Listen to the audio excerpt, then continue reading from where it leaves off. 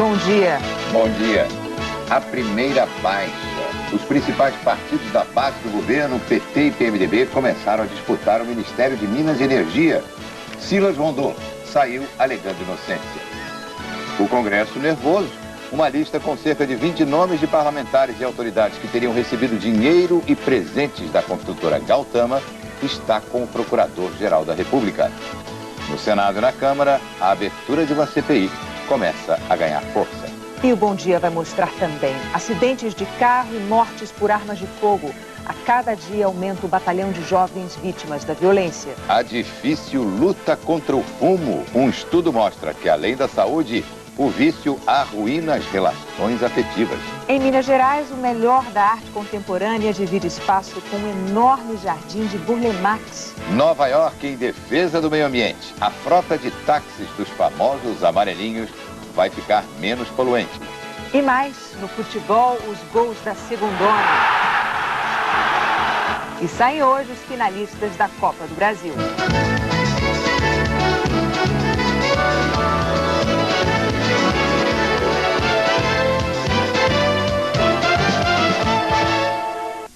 As denúncias de corrupção para fraudar os cofres públicos já derrubaram um ministro.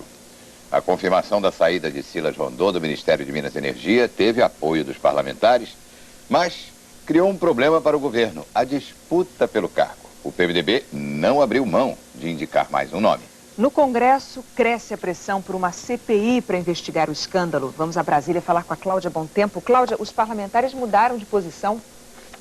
Isso não tinha como ser diferente, viu, Renata? Justamente por causa das suspeitas de envolvimento de deputados e senadores em mais esse escândalo. As apurações da Polícia Federal vão aparecendo e derrubaram um dos mais importantes nomes do governo na execução das obras do Programa de Crescimento. O clima de despedida rondou o Ministério de Minas e Energia o dia todo. A saída era aguardada a qualquer momento, mas só à noite o ministro entregou a carta de demissão. Nela, Silas Rondô disse ser inocente e que deixou o governo para impedir que o setor energético fosse prejudicado e a imagem do governo afetada. Eu acho lamentável, eu acho que o governo perde um grande técnico, perde um profissional experiente, mas ele, por uma decisão pessoal, achou que poderia expor o governo e preferiu sair. O engenheiro Silas Rondô assumiu o ministério em julho de 2005. Antes foi da Eletronorte e presidiu a Eletrobras. Rondô foi acusado pela Polícia Federal de receber R$100 mil de propina da construtora Gautama. De acordo com a polícia, essas fotos mostram uma representante da construtora entrando no ministério. Seria para entregar o dinheiro a Silas e ao assessor dele, Ivo Almeida. Eu acho que foi uma saída inteligente do ministro Silas, entregar o cargo que é do presidente da República, né, de autonomia do presidente da República, para provar a sua inocência. Espero que não signifique a sinalização de que agora tudo acabou, tudo está bem. Com a saída de Silas Rondô, a preocupação do PMDB agora é garantir que a vaga continue com o partido. O PT estaria de olho nela. E aqui no Congresso ganhou força o movimento pró-CPI da Operação Navalha. Na Câmara foram recolhidas 99 assinaturas das 171 necessárias para a criação da comissão. A gente espera que até o final da semana a gente possa ter o número suficiente para pedir a instalação da CPI na próxima semana. No Senado, 6 senadores assinaram o requerimento de CPI. São necessários 27.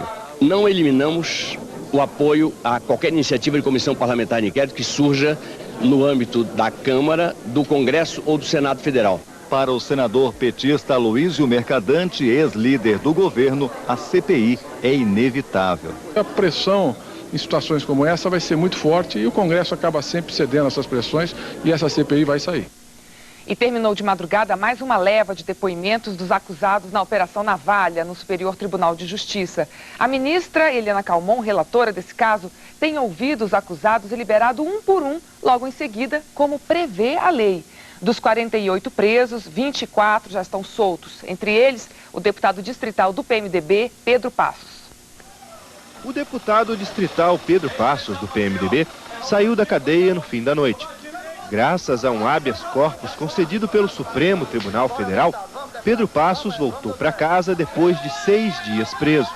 O deputado é acusado de receber propina da construtora Gautama para aprovar recursos que beneficiaram a empresa. Passos costumava ligar, cobrando a propina da diretora da empresa, Fátima Pereira. Me acorde aí, Fátima. Fala com ele hoje de novo para não deixar furar de jeito nenhum, pelo amor de Deus. Tá certo. O amigo dele tá no desespero. A liberação de verbas do orçamento, feita de maneira irregular, era uma prática comum da quadrilha.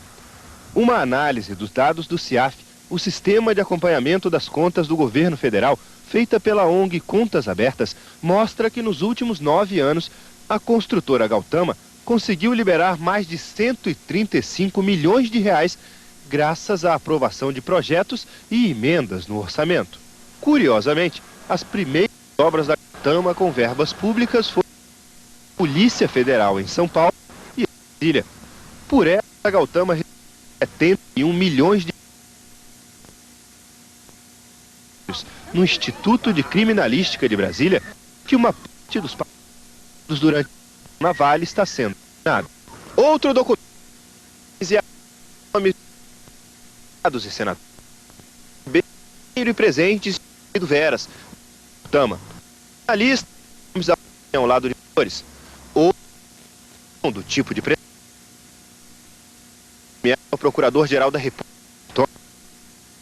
E por causa desse mérito pode ser dividido. Usado. A divulgação continua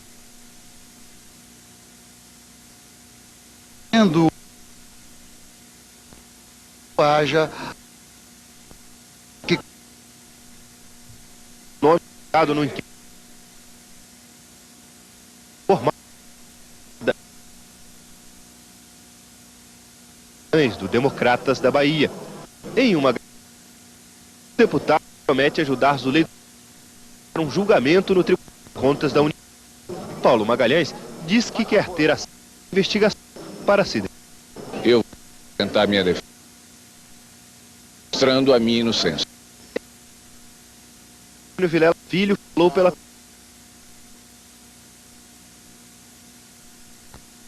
do Teotônio de Alagoas liberar dinheiro para a quadrilha. Não sei.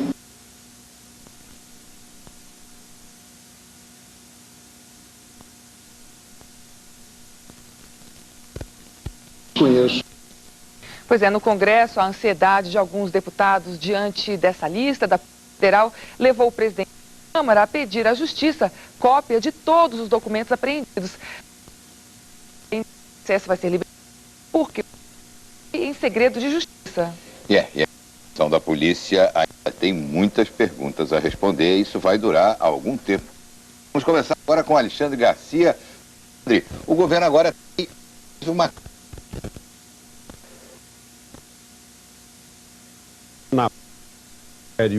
a chance de perdeu. O DB do Ministério, que administra da metade do... Eles ainda queriam defender o ministro, mas o senador Sarney, mais experiente, percebeu que estava insustentável e orientou Rondô a jogar a toalha. Assim, poderia manter o poder de indicar. Se Rondô saísse escorraçado, enfraqueceria o poder de indicar dos padrinhos Sarney e Renan. O presidente Lula, fiel ao seu estilo, não se apressa e avalia a situação.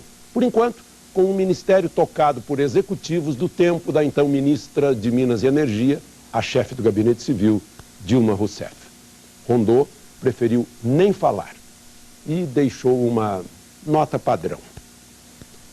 Na Câmara e no Senado, preocupação geral ante a iminência da divulgação de uma lista de presentes da Gautama a parlamentares que, como se vê, podem ter agido como despachantes da empreiteira, até antecipando movimentos de ministro do TCU.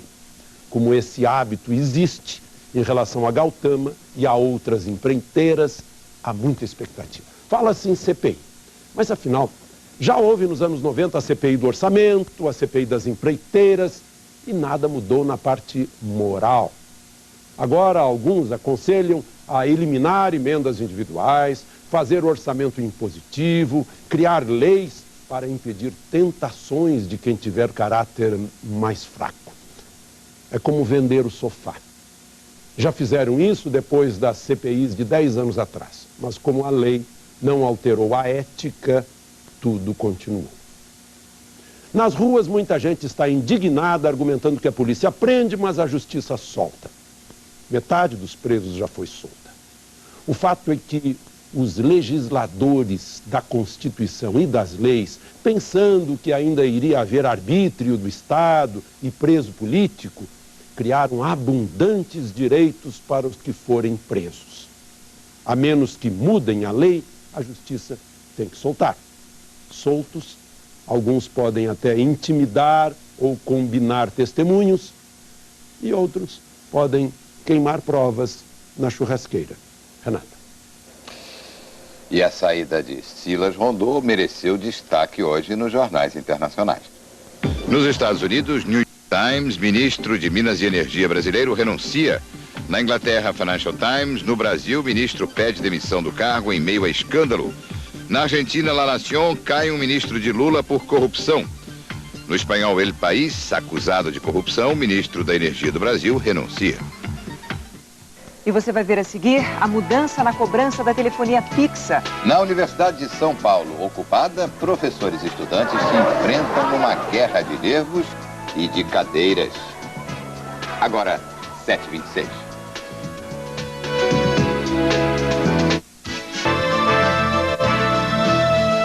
O sistema de cobrança da telefonia fixa está mudando e PROCONs de todo o país fazem hoje uma campanha para esclarecer o consumidor. Em Uberlândia, a mobilização já começou, então vamos até lá onde está o repórter Luiz Gustavo. Luiz, a cobrança passa de pulso para minuto? É isso mesmo, Renato. Por isso, a ideia hoje é alertar que o consumidor agora pode optar por planos diferentes. Antes, as ligações eram cobradas por pulsos, mas desde março passaram a ser calculadas por minutos. Aqui em Uberlândia, folhetos com orientações sobre esta mudança começaram a ser distribuídos gratuitamente aqui nesta praça, Renata. Então agora, o Luiz Gustavo, o cliente vai poder escolher o plano. Isso, ele pode optar, Renata, por 2 planos, o básico ou o alternativo. O básico é o mais indicado para quem fala pouco. A franquia residencial é de 200 minutos por mês. Já o alternativo é para quem conversa muito e usa a internet discada. A franquia é de 400 minutos por mês. Quando a pessoa dá um telefonema nesse plano, já começa pagando 4 minutos. Mas a partir daí, o valor cobrado é menor do que no plano básico. A partir da conversão, o consumidor pode pedir gratuitamente uma conta detalhada para saber qual plano é o mais indicado. As empresas têm até o dia 31 de julho para fazer essa mudança, que é de graça e vale para os 40 milhões de brasileiros que têm telefones fixos. Renata. E se você quer outras informações sobre essa conversão de pulsos telefônicos para minutos, entre na nossa página na internet. Lá você encontra orientações voltadas ao consumidor. O nosso endereço é globo.com/Bom Dia Brasil. Viajar de avião há algum tempo virou um tormento. Quando as coisas parecem melhorar um pouco, aparece um problema novo. Agora é a greve de policiais federais. Que estão no segundo dia de operação padrão. À noite houve dificuldade para embarcar em voos internacionais e conseguir a emissão de passaportes. Então vamos lá para São Paulo saber da Mariana Godoy. Mariana, como é que está o movimento nos aeroportos agora de manhã? Bom, Renata, no final da noite ontem, as partidas de Guarulhos ainda tinham cerca de 2 horas de atraso. E ontem, 10% dos voos que deveriam sair de lá foram cancelados. A repórter Kelly Varrasquim acompanha a movimentação de passageiros agora pela manhã no Aeroporto Internacional. Kelly, há filas agora cedo aí em Guarulhos? Não, Mariana, a situação deve ficar complicada à tarde porque há uma grande concentração de voos internacionais aqui em Guarulhos. Neste momento, tudo tranquilo. Até às 8 da manhã, há previsão de apenas 5 partidas para o exterior. Esse corredor, ontem à noite, ficou lotado de passageiros. Hoje não há filas. Durante a Operação Padrão, a revista é mais rigorosa e passa de 2 para até 15 minutos. Os policiais federais reivindicam um aumento de 30%, mas até agora a categoria e o governo não entraram no acordo. E hoje os agentes federais devem iniciar a Operação Padrão também no aeroporto de Congonhas. Mariana. E um avião da Gol que decolou de Guarulhos ontem para Porto Alegre teve um problema numa das turbinas e precisou voltar para o aeroporto.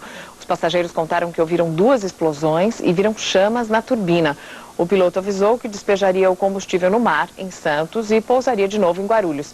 A aterrissagem ocorreu sem problemas ontem à noite, ninguém se feriu e a Gol não se manifestou sobre esse assunto.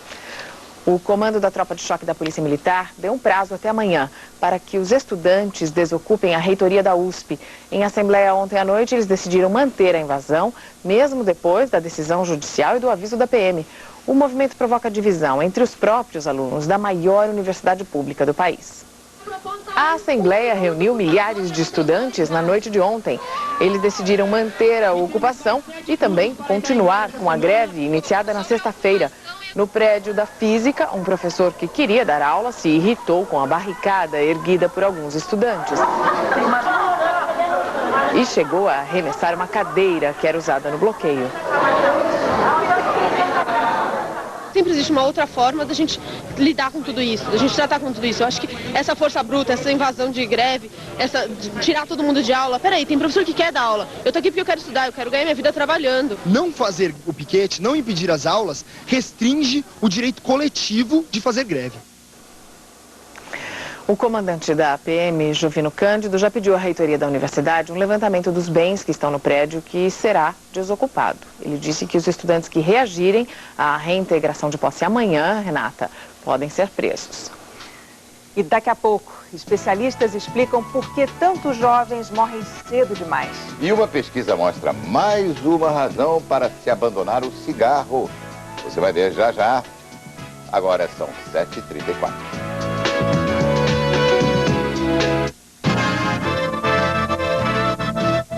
Casos de violência atemorizam cada dia mais brasileiros que vivem nas grandes cidades e até mesmo no interior. Homicídios e acidentes de trânsito estão entre as principais causas de mortes, principalmente entre jovens e crianças. Vamos voltar a São Paulo. Mariana, e esses crimes têm mudado a vida de muitas famílias. As famílias, Renata, ficam marcadas para sempre.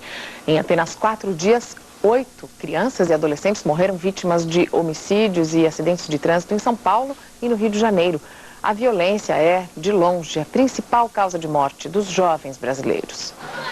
Trânsito fechado, correria. Foi mais uma noite de violência no complexo do Alemão, subúrbio do Rio. Durante o tiroteio entre policiais e bandidos, uma adolescente de 14 anos foi ferida por estilhaços de bala. Um caso muito parecido com o de milhares de jovens brasileiros, vítimas da violência urbana. Entre 1980 e 2002, mais de 110 mil crianças e adolescentes foram assassinados no país. A maioria homens, e em 60% dos crimes foram usadas armas de fogo. A violência no trânsito faz tantas vítimas quanto os homicídios. Foram mais de 131 mil mortes no mesmo período. No interior de São Paulo, 7 pessoas da mesma família foram atropeladas quando voltavam da igreja. A mãe e 4 filhas morreram. No Rio de Janeiro, a imprudência de um motorista de ônibus pode ter sido a causa do atropelamento que matou na segunda-feira 2 meninos, um de 2 e outro de 4 anos, e a tia deles de 18 anos. O pai das crianças se desesperou. Especialistas tentam encontrar explicações para as mortes prematuras. Desigualdade de renda, desigualdade com relação ao acesso à justiça, desigualdade com relação ao acesso à escolaridade, desigualdade com relação ao acesso a serviços públicos de saúde, lazer, cultura. Então, eu acho que esses são fatores muito importantes para pensar a violência e principalmente a violência contra crianças e adolescentes. Um relatório do Instituto de Violência da USP mostra que em São Paulo as vítimas são executadas, como no caso dos 7 jovens assassinados numa praça na capital paulista no início do mês. Vingança e drogas teriam sido os principais motivos. No Rio, quando há troca de tiros com bandidos, qualquer um pode ser a vítima, como Giovana, de 4 anos, atingida na cabeça na última sexta-feira numa região nobre do Rio de Janeiro. Emily tinha 13 anos quando foi assassinada por causa de uma câmera digital. A tragédia comoveu os colegas da escola em São Vicente, na Baixada Santista. E a gente vai perdendo filhos, maridos, esposas, famílias vão sendo destruídas, lares. Alguma coisa tem que ser feita. Atos de violência costumam chocar as pessoas no momento em que acontecem. Só que depois de um tempo podem cair no esquecimento. Até que um outro crime cause nova revolta. Mas uma bala perdida é capaz de fazer muitas vítimas de uma única vez. Os pais de Priscila tiveram que largar o emprego para cuidar dela. O dia D, que para nós, assim falando, foi o dia 28 de fevereiro, nunca mais vai ser apagado, né? Você pode, assim, aliviar, esquecer nunca mais. Há 3 meses, a estudante de 13 anos foi atingida na coluna por um tiro durante um assalto a um banco em São Paulo. O crime mudou a vida da família. Mãe e filha agora moram num hotel para ficar perto do hospital. Muitos estão morrendo hoje. E aí? O que aconteceu? Ah, morreu. Enterra e vai embora. Quem sofre não é ele, não é a polícia, não é o ladrão, não é o governador, não é ninguém. Quem sofre é a família. A polícia prendeu ontem o acusado de matar a menina Emily, de 13 anos, em São Vicente, por causa da máquina fotográfica. O assassino tem 13 anos também, parece uma criança menor. Ele foi preso no colo da mãe. O motorista que matou 5 pessoas no interior de São Paulo se apresentou à polícia ontem à tarde e disse que perdeu o controle do carro ao tentar desviar de um caminhão. Ele foi liberado e vai responder a esse processo em casa. A menina Giovana, baleada na cabeça no Rio de Janeiro, continua internada, mas seu quadro já apresentou melhora. E ontem, um bebê de 7 meses, filho do jogador Wesley, do Juventude, foi atingido por um tiro disparado por assaltantes em Porto Alegre. O menino teve uma lesão na medula, Renato. Ele já foi operado, mas os médicos ainda não sabem dizer se ele vai perder os movimentos ou não dos braços e das pernas. Mariana, pelo que mostrou essa reportagem, e nós já temos visto vários exemplos desse drama, essa não é mais um drama, é uma tragédia nacional. E fumar? Fumar é um problema também. Todo mundo sabe, até os fumantes. As questões de saúde já são conhecidas e provadas. Mas existem outros inconvenientes. Uma pesquisa da da indústria farmacêutica, mostra que o fumante está abandonando o cigarro também para melhorar as relações afetivas. Basta viver numa grande cidade para fazer parte da categoria dos fumantes passivos, estimada hoje em 2,5 bilhões de pessoas no mundo. Conviver no trabalho ou em casa com dependentes da nicotina só aumenta a exposição.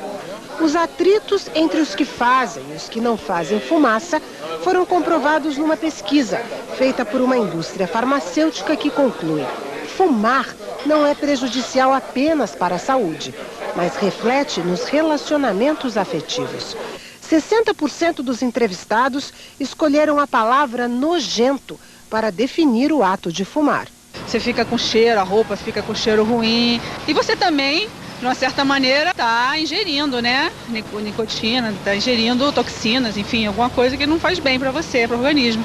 52% disseram que perderam o interesse por alguém depois de descobrir que a pessoa fumava. E 22% dos fumantes confessaram. Já foram rejeitados para o encontro por causa do vício. Ninguém merece não cigarro, não cheiro do cigarro. Ninguém merece, nem com chicletinho adianta. Prefiro os que não fumam. Por quê? Normalmente os não fumantes preferem os não fumantes, né? Uma coisa desagradável, cigarro. A Organização Mundial de Saúde conta com a força dos fumantes passivos. O tema da campanha deste ano é ambientes livres de tabaco. A possibilidade do fumante passivo interferir no controle da epidemia é muito interessante porque a gente não tem capacidade de chegar a isso, ao nível de um amigo, de um familiar ou de um pretendente amoroso. Eu tenho um namorado e ele parou há 9 meses. E isso foi um estímulo fantástico para mim. Com certeza. Hoje não tem fumante em casa. Foi o empurrãozinho que faltava para Miriam acabar com a dependência de 32 anos.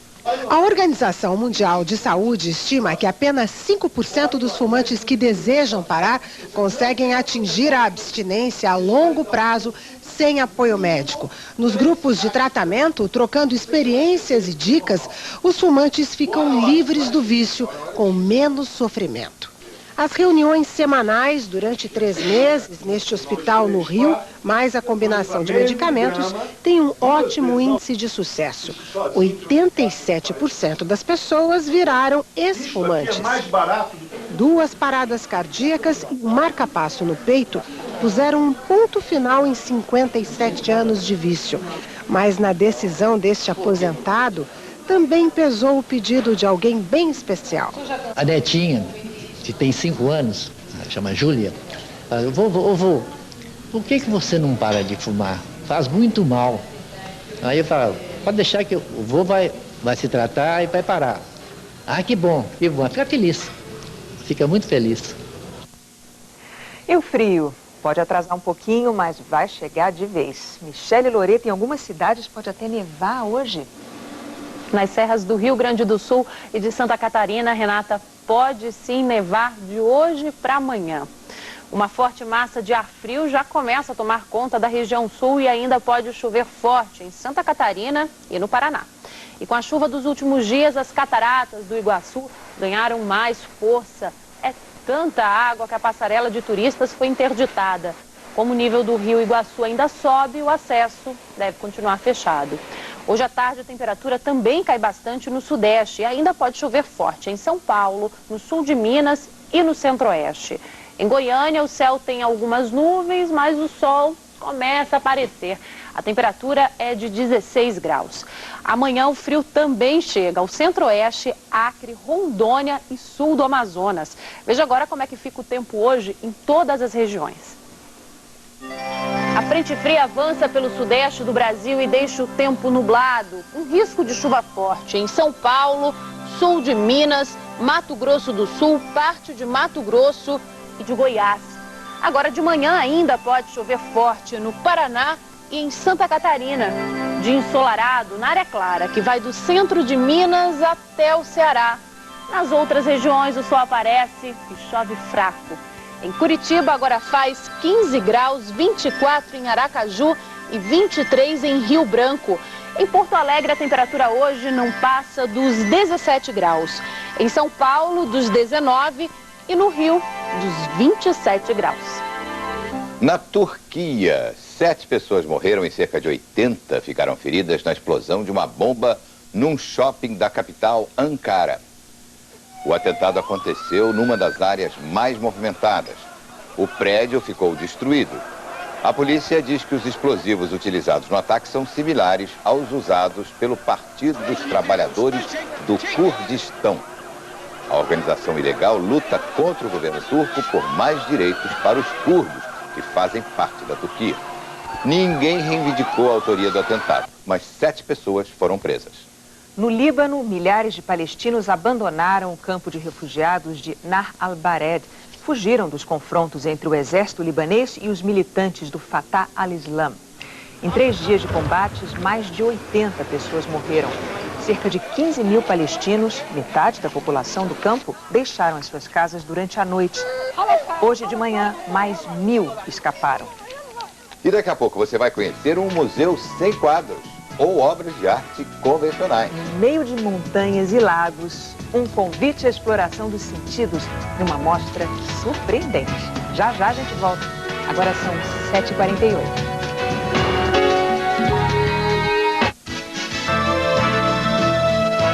Parque ambiental e arte contemporânea. Onde está essa combinação, Renata? Está escondida nas montanhas, Renata. Entre lagos e árvores centenárias, uma gigantesca galeria em Brumadinho. Brumadinho fica na região metropolitana de Belo Horizonte. Os repórteres Ismar Madeira e Paulo Zanam mostram quanto talento pode ser exposto num espaço tão belo.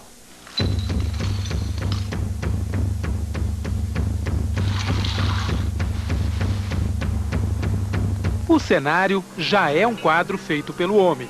Jardins projetados pelo paisagista Roberto Burle Marx. 1.600 espécies de plantas raras, como a pata de elefante, que leva até 300 anos para chegar a esse tamanho. E em meio à natureza, a Casa de Vidro, criada pelo artista alemão Dan Graham. Parada que encanta os visitantes com um reflexo distorcido. Até os bichos, os pássaros, as aves aqui andam ao redor e ficam se mirando e tendo surpresas, né, a cada momento. Em 350 mil metros quadrados, o Museu de Inhotim, na região metropolitana de Belo Horizonte, abriga as obras em mármore de Valtércio Caldas, em bronze de Edgar de Souza e em pedra do chinês Zhang Huan. O iglu, construído com fibra de vidro, esconde o segredo de uma fonte. Quantas formas pode ter uma escultura feita de água? Diferente a cada instante, o que se vê agora já não é mais o que havia há um segundo. O resultado do espetáculo de luz, de som, experiência única, cristalina, pura obra de arte. São quase 300 obras contemporâneas, que se revezam expostas também nos 7 pavilhões, erguidos em arquitetura moderna, cheios de cor nas telas gigantes e nas instalações, iluminadas, suspensas, tão intrigantes que fascinaram Eduardo. Isso parece uma nave. A nave deusa do artista Ernesto Neto é feita em tule de nylon e areia. Bem que poderia pousar na obra de Cildo Meirelles em malha de aço e bolas. Arte sem medo de seguir caminhos impensáveis. Onde mais, se não em um museu, é possível percorrer assim os labirintos de sensações que a mente humana é capaz de produzir. Significados? Esses objetos têm alguns, na forma, na textura, no tipo de material. Mas eles são principalmente provocações que não dependem apenas da proposta de quem fez, mas também do olhar de quem mergulha no universo de um artista. Na escuridão, uma pia se destaca. A torneira jorra criatividade em vários tons de uma só cor, que mancha o chão, cobre as paredes e os móveis. Vermelho claro, vermelho escuro, vermelho vivo, preso e impedido de voar com a imaginação dos visitantes. Em cada sala, em cada canto do jardim, uma surpresa. Sinos, cadeiras empilhadas. Basta uma ideia, uma técnica, uma inspiração. Em Inhotim, os estudantes aprendem como o artista trabalha. A gente tenta mostrar para eles as várias possibilidades de se criar. E nem sempre o objeto, a obra de arte é aquilo previsível enquanto escultura ou enquanto pintura que a gente conhece de uma forma geral. As máscaras de gesso deram forma aos painéis que retratam a comunidade local. Esculturas de parede que deixaram a arte mais familiar para a Cíntia, mesmo sendo uma novidade. Eu me sinto mais leve. O museu, para mim, é uma arte.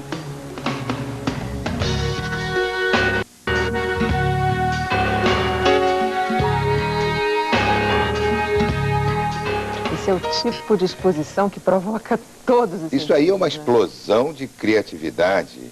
Não é só provocativa, que para chegar até esse resultado, muito estudo, muita cultura, muito talento tem que estar por trás. E daqui a pouco o futebol, os gols da noite.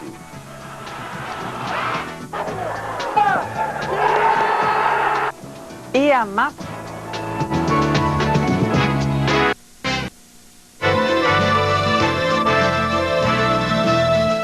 Os famosos táxis amarelos de Nova York vão ficar verdes, mas não na cor externa, mas no conceito.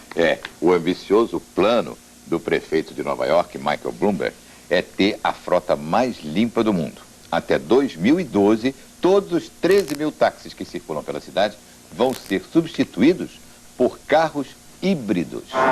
O amarelinho de Nova York é dos poucos táxis com fama mundial. Fama de charmoso depois de inúmeras aparições no cinema. Fama de ter os motoristas mais mal-humorados do planeta. Quem vive por aqui não tem a menor dúvida disso. E agora, graças ao prefeito da cidade, fama de poluidor. Esses carros ficam o dia inteiro nas ruas, muitas vezes parados no engarrafamento e sempre soltando fumaça, reclamou o prefeito. Michael Bloomberg não só reclamou, como decidiu acabar com a fumaceira. Dentro de 5 anos, todos os táxis de Nova York serão híbridos. No último salão de automóveis da cidade ficou claro: carros híbridos são a nova sensação do mercado americano. Alternam entre gasolina e bateria, fazem no mínimo 15 km por litro e poluem até 80% menos do que os carros convencionais. O próprio motor a gasolina carrega as baterias. Toda vez que a velocidade diminui, como no engarrafamento, por exemplo, um segundo motor elétrico é acionado e o carro não emite uma fumacinha sequer. A revolução dos combustíveis na frota de táxis é só uma parte de um plano muito mais ambicioso do prefeito Michael Bloomberg. A meta é reduzir em 30% a emissão de gases poluentes na cidade até o ano de 2030. Com esse objetivo, estuda-se repetir aqui o que já foi feito em Londres: cobrar pedágio dos motoristas que transitarem pelas áreas mais movimentadas de Nova York. 400 táxis híbridos foram testados com sucesso nas ruas de Nova York. Os motoristas gastam um pouco mais na hora de comprar o carro, mas economizam ao longo dos anos no posto de gasolina. O charme do amarelinho e o mau humor do motorista ninguém tira. A fumaça, o prefeito que o diga, já perdeu a graça. Futebol agora. A segunda divisão do Campeonato Brasileiro segue lado a lado com a primeira. Ontem começou a terceira rodada, Tadeu, e a briga pela liderança é boa. É boa e vale muito, né? 4 times sobem para a primeira divisão em 2008 e a segundona tem um regulamento igualzinho ao da primeira. São 20 times disputando no sistema de pontos corridos e os 4 primeiros sobem para a primeira. 2 jogos abriram a terceira rodada. No principal deles, o Fortaleza enfrentou a Ponte Preta. O Fortaleza é o líder do campeonato. Agora é a Ponte Preta. O jogo foi em Campinas, casa da Ponte Preta. Não parecia, porque o Fortaleza foi pra cima, criou várias chances, poderia ter feito uma graça fora de casa. Mas você tá vendo aí que o goleiro Denis arrebentou, né? O Denis pegou tudo. E quando a Ponte foi ao ataque, fez gol. Alex Silva fez o primeiro. E o segundo veio de pênalti. Júlio César bateu tão colocadinha, tão no cantinho, que a bola quase não chegou ao fundo da rede. Júlio César, Ponte Preta 2, Fortaleza 0. Em Belém do Pará, outro jogo em que o visitante parecia em casa. Mas nesse caso se deu bem. O Santo André foi para cima do Remo e conseguiu marcar. Depois do corta-luz bacana, Betão chegou batendo. Olha o corta-luz de novo. O Luciano Bebê ainda levantou os braços, como se precisasse dizer: não é comigo não. E o gol do Betão. Depois o Santo André ainda perdeu chances boas, perdeu até pênalti, mas fez o segundo de falta. E olha que ironia, sabe qual é o nome do jogador que fez o gol? Pará. O time do Pará, não Santo André, o time do Pará Estado, o time paraense, o Remo, só conseguiu fazer um golzinho. E não foi no pênalti do Fábio, não. Foi no rebote do Joãozinho. Santo André 2, Remo, que teve o técnico Samuel Cândido demitido, 1. Saem hoje os finalistas da Copa do Brasil. Os 4 times que estão na briga nunca conquistaram esse título. A Copa do Brasil agora é de Fluminense, Brasiliense, Botafogo e Figueirense, os que sobraram dos 64 iniciais. A segunda competição mais importante do calendário nacional é também a mais democrática, com times das 3 divisões do futebol brasileiro. Deixa uma vaga na Libertadores ao alcance de representantes de todos os estados. Caminho curto, apenas 12 jogos para quem chega à final, mas também traiçoeiro. É mata-mata em cima de mata-mata, e nesses mata-matas você sempre pega osso duro. O Rio de Janeiro tem sido cenário frequente nas finais de Copa do Brasil. Este ano pode ser o 5º seguido com presença carioca na decisão. Em 2003 e 2004, o Flamengo perdeu para Cruzeiro e Santo André, respectivamente. Em 2005, o Paulista derrotou o Fluminense. Ano passado, o rubro-negro se redimiu em cima do Vasco na final carioca. O Fluminense está mais perto de manter a nova tradição do Rio. Venceu o Brasiliense no primeiro jogo por 4-2. Mesmo perdendo por 1, chega à decisão. E esperar, né? Acabar 90 minutos para a gente poder comemorar a classificação, mas nada está garantido ainda. Nada melhor do que uma competição como essa para poder colocar o Brasiliense no topo aí do futebol. O Figueirense fez 2-0 no Botafogo em Florianópolis e obrigou o Alvinegro a fazer 3 gols de diferença. Todo mundo que fez festa antecipada se deu mal. Eu não posso, de repente, estar fazendo festa enquanto nós não ganhamos nada. É a Copa do Brasil, tão democrática quanto imprevisível. Além dos finalistas da Copa do Brasil, hoje à noite vamos acompanhar também os clubes brasileiros na Taça Libertadores. O Santos recebe o América do México. O Grêmio pega o Defensor do Uruguai em Porto Alegre. Os jogos valem vaga nas semifinais. O futebol ao vivo na Globo começa logo depois de Paraíso Tropical. Um troféu. Suas vidas.